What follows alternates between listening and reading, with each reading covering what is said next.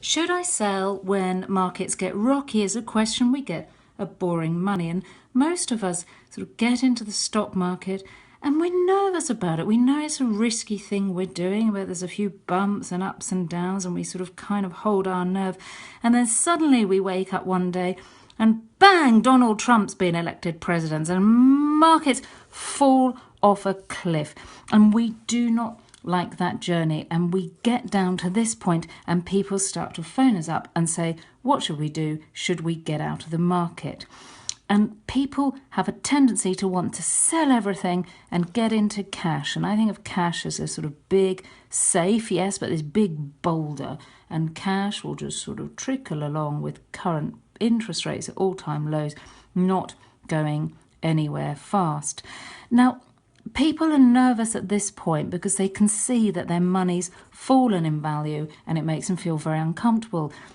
But I always say to people, you don't get 3 points on your driving licence and respond to that by going, oh, well, stuff this, I'm never going to get behind the wheel again, I'm going to walk everywhere.